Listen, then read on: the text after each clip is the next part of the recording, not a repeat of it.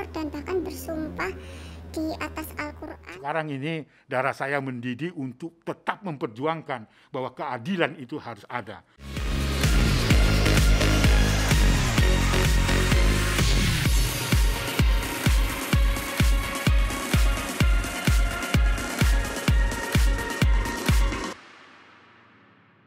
Sahabat Anak Indonesia, jumpa lagi dengan saya Aris Merdeka Sirait.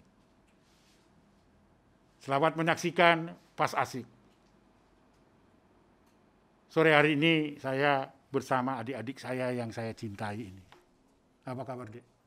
Baik. Baik. Semangat terus. Demi keadilan ya, Dek. Sahabat Indonesia, saya bersama dengan dua adik-adik saya yang cantik-cantik ini ingin ngobrol-ngobrol tentang kesehatan selama tinggal di Jakarta. Sudah berapa lama tinggal di Jakarta? Udah 5 hari. 5 hari ya. Bagaimana kota Jakarta? Beda dengan kota Batu ya. Batu itu dingin, kota edukasi, taman-taman juga banyak ya gitu. Nah, saat ini kondisinya baik ya, baik. Saya kira juga Komnas Perlindungan Anak berharap bahwa kedua adik-adik saya tercinta ini, sahabat Indonesia, dalam keadaan sehat, walaupun ini adalah adik-adik atau anak-anakku atau sahabatku sebagai pejuang untuk meniadakan kasus-kasus kejahatan yang dia rasakan selama ada di Batu, tetapi ini bisa berdampak pada persoalan nasional yang bisa mengubah keadaan kejahatan-kejahatan terhadap anak itu bisa terungkap. Jadi sekali lagi terima kasih sudah datang di Jakarta di acara Pas Asik. Saya kira apa yang kalian rasakan setelah menjadi pionir gitulah paling tidak ya, untuk menceritakan kondisi yang sesungguhnya apa yang terjadi di kota Batu itu. Bisa nggak sedikit ceritakan perasaan dan sebagainya dalam kondisi itu, dalam ketakutan nggak sih? Bagaimana sih perasaan? Bisa nggak? Bisa yang cerita? Jadi kalau dari awal itu rasanya kayak sangat takut. Sangat takut ya, ya pastilah ya. Sangat takut. Terus kemudian dan waktu kami juga udah melakukan beberapa pelaporan itu, kami sedikit ada kayak kelegaan seperti itu. Ada ketakutan, ada kelegaan gitu ya atas peristiwa itu ya, Dek ya. Dan itu pun juga yang membuat saya takut itu adalah tentang bagaimana nanti saya bersama dengan teman-teman, termasuk dengan keluarga kami yang ada di rumah seperti apa. Iya.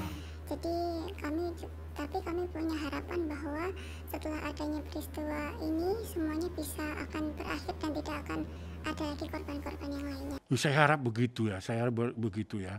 Jadi untuk gini, Dek, gitu kan, banyak orang di luar sana ya mengatakan ini ada apa sih kok baru sekarang diceritain dan sebagainya kan gitu ya. Tetapi kan tadi cerita bahwa ada ketakutan itu yang membuat ketakutan, misalnya kenapa kejadian itu lama baru diceritakan, itu bisa nggak sedikit saja digambarkan gitu supaya orang dengar bahwa ini peristiwa betul gitu kan? Iya, sebenarnya peristiwa ini sudah sangat lama sekali. Tahun berapa sih sebenarnya, Dek, mulainya itu? Itu dimulai di tahun 2009. Wow, waktu itu adik itu masih sekolah di situ. Pada usia berapa lah kira-kira? Saya usia 16 tahun gitu ya. Dan waktu itu juga saya waktu itu tidak tahu dengan teman-teman yang lainnya, tapi yang saya tahu hanya saya sendiri. Jadi saya memendam itu sampai sekian lama karena saya takut juga, karena si pelaku ini kan termasuk orang yang besar, punya uang banyak, terkenal lah gitu ya, betul. Relasinya pun juga sangat banyak gitu. Saya takut kalau nanti ketika saya ngomong di saat itu kemudian ada sesuatu terjadi terhadap saya ataupun keluarga saya gitu. Nah, jadi kami serasa kayak saya itu rakyat kecil, apa yang saya bisa lakukan gitu. Nah, kemudian waktu suatu kejadian, Iya betul. jadi awal saya masih sekolah. Nah, waktu itu ada teman saya juga ternyata. Gimana itu? Waktu itu saya mendengar sendiri. Artinya sudah pengalaman lebih dulu gitu. Punya rasa seperti ya. Iya, jadi waktu itu teman saya mengalami yang sama seperti saya. Nah, kemudian dia itu mengadu kepada pembina yang ada di sana. Peristiwa itu pernah disampaikan kepada pengelola di situ terhadap kejadian yang dilakukan terduga JE itu. Jadi pernah disampaikan, artinya ada orang yang mengetahui dong. Ada. Jadi pembina itu sudah mengetahui sejak awal. Nah, dan di situ bahkan teman saya waktu itu melapor dan bahkan bersumpah di atas Al-Quran. Oh, itu berarti serius gitu ya, bahwa memang dia bukan hanya saksi tapi mengetahui persoalan itu karena si korban menceritakan gitu. Iya. Dan bahkan yang saya juga kecewa adalah si teman saya ini dikira memfitnah si pelaku, sehingga dia langsung resign dari tempat itu dan karena merasa tertekan gitu ya setelah menceritakan itu. Dan kayak nggak mendapatkan solusi, nggak mendapatkan sebuah perlindungan dari pembina, jadi malah disudutkan seperti itu. Oh gitu. Adik punya pengalaman yang sama nggak gitu? Pernah ada nggak peristiwa yang kau rasakan lalu kau memberitahukan kepada orang-orang yang ada di sekitar situlah misalnya ya, yang dilakukan terduga JE itu, punya pengalaman yang sama nggak dengan beliau ini? Ya, kalau saya sempat menyampaikan ke salah satu pembina juga, karena saat itu saya sudah merasa tertekan, saya sudah nggak mampu, saya berusaha mencari solusi. Mencari orang yang ingin membantu lah begitulah ya. Berusaha mencari, mungkin ada orang yang bisa mendengarkan saya. Terus apa yang bisa kita lakukan untuk memberhentikan seperti itu? Jadi, untuk memberhentikan kejadian itu ya, dengan yang kau rasakan itu yang dilakukan terduga JE ini ya. Iya. Jadi artinya bukan saja melihat tetapi memberitahu kepada orang yang seharusnya memberikan pembelaan tetapi tidak melakukan itu ya. Berarti dia bukan hanya sebagai saksi tapi dia mengetahui keadaan itu gitu ya. Iya. Dan itu saya bukan hanya sekali karena saya merasa saya harus menceritakan karena saya takut terjadi ke adik-adik saya juga yang lain. Jadi beberapa kali saya menyampaikan itu kepada orang yang sama. Tapi tidak ada reaksi nggak? Artinya ada respon nggak? Saya rasa nggak ada. Pada saat itu nggak ada respon ya? Betul, sampai terakhir itu saya mengajukan resign karena saya ngerasa nggak ada yang nolong gitu. Ada yang nolong. Jadi saya bilang saya nggak kuat, saya udah betul-betul nggak kuat. Akhirnya saya ngajuin resign karena saya merasa tidak ada yang bisa bantu seperti itu. Artinya bahwa ada yang mengetahui kan, informasi-informasi yang beredar kan semua orang membantah nggak pernah mengetahui kejadian itu. Padahal realitanya bercerita tentang keadaan itu kepada orang yang seharusnya bisa menolong ya. Itu artinya bahwa yang kau sampaikan kepada orang yang kita mau anggap atau adik anggap menolong itu tidak berbuat gitu. Itu berarti kan dia mengetahui sebenarnya. Begitu lama tidak diketahui kan. Yang beredar kan orang mengatakan orang pengolah itu nggak memberitahu apa-apa gitu. Saya kira ini sesuatu yang sangat luar biasa yang bisa membuktikan sebagai alat bukti deh. Ya, tentunya pihak kepolisian juga itu akan bisa menambah informasi untuk menguatkan bahwa apa yang kalian rasakan itu bukan hoax, ya kan? Karena itu peristiwa yang sesungguhnya kan, gitu ya. Tapi yang saya katakan tadi, walaupun kita tidak menyebutkan nama, tetapi itu adalah kewenangan polisi. Apalagi informasi yang bisa disampaikan sebagai menguatkan supaya laporan adik-adik ini di Polda Jawa Timur itu tidak dianggap bohong. Ya itu tadi kan sekarang ini ada informasi baru bahwa ternyata itu diketahui sebenarnya oleh pengelola di situ gitu. Nah mungkin pertanyaan lain gitu ya sesuai dengan pengalaman. Saya mendengar bahwa setelah adik-adik ini punya prestasi gitu kan ada hadiah pergi ke Eropa, pergi mana itu ke Asia, katanya Singapura, Malaysia kan saya ke pasar pesiar. Itu sebenarnya untuk reward apa sih? Apakah pelatihan atau itu hadiah karena kalian bekerja baik di situ atau bagaimana, Dek? Jadi kalau biasanya kita menganggapnya adalah experiential learning. Itu istilahnya. Itu bisa berapa jumlahnya? Tergantung kalau ada 10 orang, ada yang 18, ada yang sampai kayak 20-an ke atas ya. Jadi biasanya kalau pelaku ini mengajak kami pergi ke luar negeri itu karena apa ya, bilangnya adalah karena kita punya prestasi lebih gitu, karena pengen mengembangkan kita lebih lagi, kita harus bisa membuka cakrawala kehidupan di luar seperti apa. Nah, jadi membuka wawasan seperti itu. Jadi itu yang dia selalu motivasi itu. Ya, bicarakan ke kami kayak gitu. Nah, biasanya dia itu si terduga pelaku itu didampingi oleh yang lain nggak ya? Atau sendiri saja membawa kalian, atau ada apa mungkin istrinya atau pengelola yang lain? Iya, kalau biasanya si pelaku ini didampingi oleh pembina juga. Iya, tetapi sangat jarang bersama dengan istri dan anaknya, kayak gitu. Dengan kejadian-kejadian itu ketika kalian itu diajak ke luar negeri itu ada ketakutan akan terjadi kejahatan juga enggak gitu, selain di tempat ya, di Batu, di luar Batu dan seterusnya gitu. Itu ada ketakutan enggak terjadi juga di sana?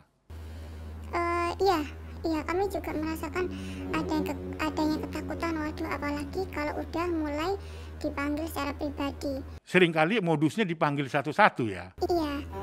Nah, kadang kan habis meeting point bersama di suatu tempat di luar negeri, kemudian beberapa di antara kami itu diajak ngomong bergantian. Nah, kalau udah ngomong pribadi itu pasti dibawa ke sebuah tempat yang kami juga nggak tahu ini tempat apa, nggak tahu. Iya, di luar negeri. Ya, sehingga kita kalau mau lari, kalau mau kemana nggak bisa ya, karena itu di negeri orang, ya kan begitu ya. Oh gitu modusnya.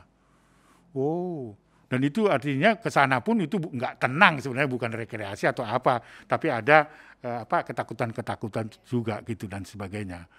Nah, ada lagi yang saya ingin tahu ya, selain kejadian itu, ketika kalian sudah tamat gitu kan, apa sih yang dijanjikan itu? Misalnya saya mendengar bahwa kalian itu sudah pada punya kapling-kapling, katanya begitu. Betul nggak sih, adik ini sekarang sudah punya kapling nggak, tanah di situ? Jadi si pelaku ini menjanjikan kalau si beliau ini akan memberikan kita tanah, sudah disiapkan itu sejak kita itu masih sekolah. Oh, masih sekolah itu? Iya. Oh. Bahkan sampai lulus waktu itu kita ditunjukkan tanahnya dari mana, kita ditunjukkan kayak gitu. Jadi kita. Tetapi surat yang menyebutkan bahwa itu tanah adik nggak ada juga? Nggak ada, tidak ada. Hanya ditunjukkan kaplingnya, ini kaplingmu. Itu pun kalau ada yang donor datang atau tamu datang gitu? Atau? Iya. Oh gitu? Adik juga begitu? Dijanjikan seperti itu, ditunjukkan kapling, tapi nggak ada surat bahwa itu sudah atas nama peserta di situ gitu ya? Termasuk orang tua kita juga udah disampaikan. Jadi kita. Oh, orang tua berarti sudah tahu bahwa gembira sekali lah ya kalau misalnya punya. Oh, itu masih sekolah ya? Itu kalau yang udah lulus. Iya, yang udah lulus. Nah, saya juga mendengar bahwa setelah lepas dari sekolah misalnya, atau jam-jam sekolah maksud saya ya, itu jam berapa sih kalau sekolah? Semua itu serentak semua itu peserta didik. Jam berapa Dik mulai proses belajar mengajar di situ? Kalau untuk yang tahun dulu awal-awal sama tahun sekarang kan beda itu Pak. Iya. Kalau dulu yang saya rasakan itu tahun-tahun pertama saya sekolah kelas 1 itu jamnya teratur. Jadi jam 8 sampai dengan jam 12 break lagi, kemudian nanti ada kayak ekstrakurikuler begitu. Sampai sore, sampai jam 3 udah selesai. Nah, tapi kalau semenjak pelaku ini datang kan dia memberikan kayak wirausaha gitu. Jadi udah mulai ada kita membangun bisnis usaha. Iya. Nah, dalam rangka ingin membantu mengangkat perekonomian kami. Nah, sampai pada akhirnya. Oh, itu motivasinya ya. Sampai pada akhirnya kami bersekolah itu kadang sekolah, kadang enggak, karena kan itu intens sekali gitu, intens sekali untuk membangun bisnis usaha itu. Bahkan sering kali saya sendiri dipanggil dari waktu saya belajar di kelas, kemudian dipanggil untuk keluar kelas gitu, diajak untuk meeting seperti itu. Di situ unit usahanya apa aja Dek? ada souvenir gitu. Kalau entertain kan saya pernah ke sana deh, ya itu 2010 apa. Kan ada entertain gitu ya di sana itu juga bagian dari unit usaha enggak? Kalau misalnya kalau ada tamu kan kalau minta ada apa entertainnya seperti sulap lah saya kira aja, seperti sulap, sirkus, itu bagian dari unit usaha enggak sih? Iya, jadi kami Bungkit itu juga seperti itu ya? betul. Jadi seperti show itu Sio itu. adalah unit usahanya kami. Oh, unit usaha itu. Pertanian, peternakan, kemudian Restoran juga? restoran juga, hotel. Hotel itu ya? Ya, Terus kalau yang souvenir kan saya pernah beli baju itu Selamat Pagi Indonesia gitu kaosnya kan itu terkenal ya dengan kaos-kaos lagi dan makanan-makanan seperti keripik apa itu unit usaha tertentu. Itu diberikan tugas kepada masing-masing berapa orang per unit itu. tentunya per divisi beda-beda sesuai dengan tingkat kesulitannya masing-masing. Kalau misalnya di show itu lebih banyak karena kan untuk tampil kan Ya, banyak orang. banyak orang. Kalau restoran juga banyak karena kan untuk servis pengunjung yang datang kan biasanya kan rame. Satu hari itu bisa mencapai 1000 Oh, orang bisa. gitu. Nah kalau misalnya seperti di program, nah itu mungkin bisa sampai 5 sampai 10 orang. Jadi tergantung divisinya. Dan itu artinya jam kerjanya, artinya kan tetap kerja istilahnya kan gitu ya. Jam kerjanya itu melebihi dari 3 jam nggak sih? Iya, jadi Bisa sampai subuh juga kalau misalnya ada kebutuhan itu. iya, jadi kita ini kan mengerjakan bisnis itu dari sejak adanya pengunjung datang itu mulai pagi hari jam 8:30 itu sudah mulai datang. Kemudian saat Kan itu jam sekolah. iya, jadi kalau jam ya nggak sekolah berarti. Jadi artinya meninggalkan sekolah tapi melayani tamu-tamu yang hadir gitu. Kalau ada kunjungan di unit-unit yang tadi itu ya. Betul, iya. Jadi awalnya itu ada beda jadwal entrepreneurship sama jadwal untuk iya. teori kelas. Nah, karena awalnya seperti itu, cuman karena setiap hari itu selalu ada pengunjung sehingga kita lebih banyak untuk bisnisnya seperti itu, sehingga sekolahnya mulai terbengkalai. Bahkan kami itu biasanya sampai malam kan show. Itu kan bisa sampai tengah malam toh. Habis show itu langsung kayak lanjut acara training. Masih ada lagi. Oh. Gitu sampai malamnya. Jadi kayak robot dong besok masuk kalau misal sekolah jam 8 akan melakukan sekolah dan sebagainya begitu. Kalian dikasih uang nggak sih? Kalau misalnya itu proses wirausaha dan sebagainya itu dikasih upah nggak sih? Kalau untuk anak sekolahnya diberi uang saku. Antara berapa itu? Sebulan per hari? Sebulan. Berapa deh sebulan? Per kelas beda. Kalau kelas 1 belum dapat, kelas 2-nya dapat 100-an, kelas Sebulan? Iya. Sebulan? Iya. Kelas 3-nya dapat 200-an sekitar segitu. Itu langsung dimiliki oleh peserta didik? Iya. Uang Jadi dibuat tabungan gitu. Itu semua ditabungan atau 50% atau 70%? Kalau adik-adik mereka tabungan, jadi sistemnya uangnya mereka dikumpulkan dulu di admin. Kalau mereka butuh sesuatu, mereka harus menyampaikan mereka butuh apa. Nanti di ACC atau tidak tergantung keperluan mereka. Itu berarti jam kerja panjang, ya kan? Yang saya tahu itu kan setiap masih anak usia di 18 tahun ke bawah, itu dia boleh bekerja tetapi dibatasi hanya 3 jam. Yang kedua dia harus bekerja pada yang tidak mengganggu kesehatan. Kalau sampai pagi itu sudah tidak dibenarkan oleh undang-undang. Nah, kalaupun itu 3 jam bekerja dibatasi itu harus dibayar juga upahnya. Kalau 100.000 itu bukan upah itu namanya. Itu berarti tidak diupah. Karena upah minimum kan yang harus berlaku kan begitu. Artinya yang ditentukan oleh pemerintah. Nah, itu berarti ada eksploitasi ekonomi di situ. Bahwa jam kerja panjang tidak diupah sesuai dengan ketentuannya, mungkin itu bervariasi besarnya. Tadi kan 100.000, ada yang 500.000 berdasarkan kelas dan adik-adik kelas kan gitu. Nah itu terjadi di unit-unit usaha itu ya.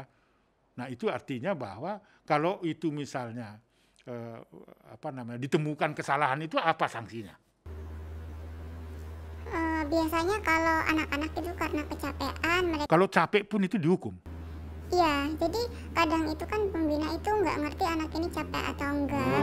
Nah, jadi kadang saat bertugas kan ngantuk gitu. Nah, karena kecapean terus ngantuk, ada yang kadang tidur di kelas, ada yang tidur di sembarang tempat kayak gitu. Terus bisa jadi kayak dikebyur air. Terus kalau nggak dihukum untuk apa namanya, kayak ditempeleng, kadang juga berendam di danau. Jadi macam-macam, Ada danau juga di situ ya, direndam, artinya hukumannya bermacam gitu ya. macam-macam. Nah, ini sahabat Indonesia, sahabat anak Indonesia, ini adalah pengalaman yang sangat luar biasa, tetapi adik ini mampu melawan kejahatan itu, saya kira perlu mendapat dukungan. Dan ini sebagai bukti bahwa telah terjadi kejahatan di sana. Ini saya kira pesan juga untuk Polda Jatim, kepada saudara-saudara kita yang mendengar peristiwa-peristiwa ini tidak boleh dibiarkan. Apa yang terjadi, pengalaman ini adalah sangat luar biasa. Terima kasih Dek karena kalian sudah bisa bercerita. Tetapi ada yang terakhir, saya mendengar ini perlu kepastiannya supaya saya yang ikut mengkonfirmasi data-data itu untuk kekuatan kita sebagai bukti yang bisa kita serahkan kepada Polda Jatim. Ada satu pertanyaan yang terakhir itu, saya ingin konfirmasi aja. Saya mendengar ada peristiwa, mungkin beberapa kali peristiwa, ketika donor datang atau orang yang mau menyumbang atau tamu-tamu khusus dari SPI itu. Lalu betul nggak kalian yang menjawab dan dikumpulkan untuk diperkenalkan kepada donor untuk menceritakan apa keberhasilan, pengalaman dan sebagainya? Memang begitu. Biasanya apakah hanya bukan hanya pengelola dari itu yang menghadapi, atau kalian juga ikut menjelaskan? Bagaimana, Di? Pernah ada nggak dengar cerita itu? Kalau biasanya ada pengusaha-pengusaha datang atau pejabat-pejabat datang kayak wali kota, bahkan perusahaan-perusahaan itu, sebelum mereka datang itu kami selalu di briefing gitu ya? Kami dikumpulkan, kami di briefing harus seperti apa ngomongnya, apa aja yang dibicarakan, materinya. Jadi hal-hal yang mungkin membuat kayak kesannya tidak baik atau salah itu selalu jadi garis bawah bahwa itu jangan sampai dibicarakan kayak gitu. Jadi misalnya kalau ada kunjungan datang, semua anak-anak yang pakaian sekolah disiapkan. Yang tadinya tidak sekolah langsung kayak sekolah semua. Gitu. Iya, terus kemudian jadi kayak sudah memang disiapkan lah untuk menjawab tamu-tamu yang datang. Iya seperti itu. Saya mendengar kalau misalnya itu di luar skripsi itu atau sesuai dengan pesanan atau briefing itu mendapat hukuman atau bagaimana? Gimana? Misalnya salah seorang salah menjelaskan memang betul dapat hukuman nggak sih? Sebenarnya kalau kan kami di briefing, nah setelah di briefing, contohnya saja terjadi pada saya sendiri itu pernah sudah di briefing kemudian salah pengucapan, salah kata. Nah itu setelah pertemuan langsung dimitingkan dan langsung dimaki-maki ya, diomelin gitu. Jadi ya dimarahin besar, kemudian bahkan bisa sampai ditempeleng seperti itu. Nah awalnya saya berpikir bahwa ini didik atau gimana kan saya bingung. Iya betul. Nah tapi itu sering sekali gitu, sangat sering treatmentnya. Jadi bukan untuk satu orang, tapi kebetulan misalnya ada kesalahan itu menjawab, itu bisa kena sanksi itu ya. Itu sahabat Indonesia, saya kira inilah pengalaman pahit dari sahabat anak-anakku, adik-adikku yang cantik ini. Mudah-mudahan pengalaman ini saya mendapatkan keyakinan betul, keyakinan yang sungguh-sungguh, data-data yang ada pada kami itu terkonfirmasi dengan baik, dan hari ini mendapatkan informasi yang memakin saya menggila untuk berjuang agar terduga pelaku mendapatkan sanksi yang setimpal, karena ternyata ada saksi-saksi yang melihat langsung dan mendengarkan pernah pergumulan-pergumulan dan persoalan-persoalan yang dirasakan adik-adik kita, puluhan anak-anak di sana yang diketahui oleh pengelola dari sana. Dan ini merupakan kekuatan data bagi Komnas Perlindungan Anak untuk mengkoordinasi itu kepada penyidik Polda Jatim. Terima kasih, Dek, karena saya sudah diyakinkan oleh data-data dan pengalaman adik-adik selama ada di situ. Percayalah bahwa Komnas Perlindungan Anak selalu ada untuk anak-anak Indonesia. Dan informasi yang adik-adik sampaikan itu adalah menjadi kekuatan bagi saya. Dan sekarang ini darah saya mendidih untuk tetap memperjuangkan bahwa keadilan itu harus ada. Sekali lagi, ya, ini adalah peristiwa yang patut kita dukung. Semua masyarakat dan pegiat-pegiat perlindungan anak harus mendukung. Inilah cerita konkret, cerita nyata, ya, yang dirasakan oleh adik-adik puluhan di sana. Nah, saksikan Pas Asik. Mudah-mudahan semua orang bisa menyaksikan itu dengan baik. Saya kira demikian dan terima kasih, Dek. Selamat berjuang. Mudah-mudahan apa yang adik-adik berikan informasi kepada saya akan semakin baik. Sip. Salam anak Indonesia, anak terlindungi, Indonesia maju.